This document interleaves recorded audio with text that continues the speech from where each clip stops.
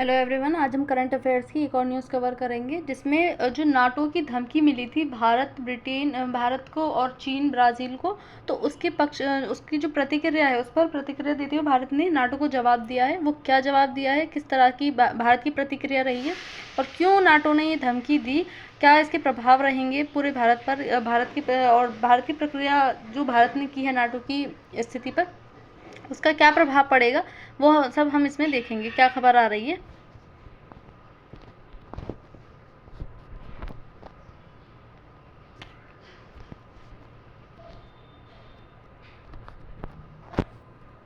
तो भारत की प्रतिक्रिया नाटो प्रमुख की रूसी तेल चेतावनी पर। खबर क्या है।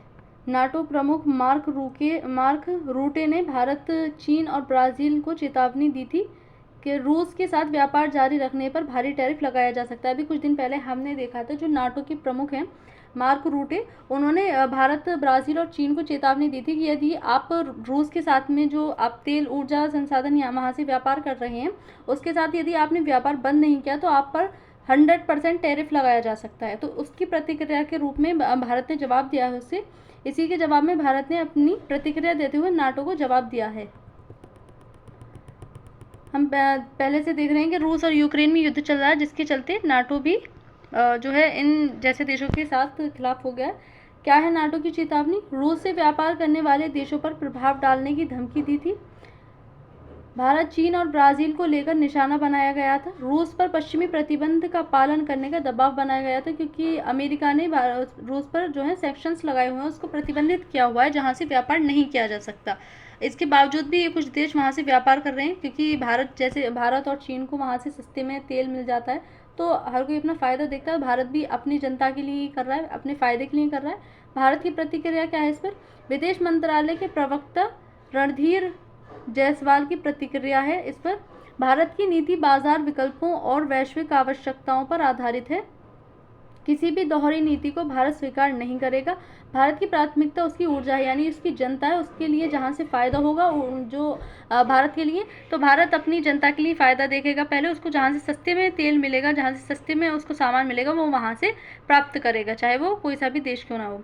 नाटो क्या है। नाटो जो है वो कुछ अलायंस कंट्री की मतलब एक संगठन है। उसको 1949 में गठित किया गया था।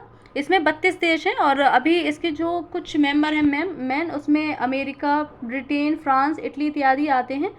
तो और इसके जो उद्देश्य है वो इन जैसे देशों को जो अमेरिका और जो पावरफुल नॉर्थ की कंट्रियां हैं उनको एक साथ रखना, उनकी स्वतंत्रता को बनाए रखना, लोकतंत्र की उनके बनाए रखना। इसमें एक चीज़ और होती है कि ये जब किसी बाहरी यानी कि जिनके पास नाटो की सदस्यता नहीं है, यदि वो देश उन जिसके पास नाटो की सदस्यता है उन पर यदि आक्रमण कर दे, तो सारे देश मिलकर उस देश से बदला लेंगे जिसने आक्रमण क्या होगा। तो ये खुद की बचाव के लिए, खुद को मतलब खुद के स्वतंत्र रखने के लिए ये नाटो का गठबंधन किया गया था।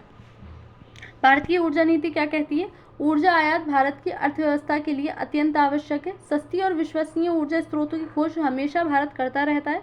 रूस से तेल सस्ता और भरोसेमंद है, जो कि भारत की प्राथमिकता है, यानी कि भारत अपनी ज़रूरत को पहले आगे रखेगा और बाद में ऐसी किसी की भी धमकियों से वो डर नहीं जाएगा।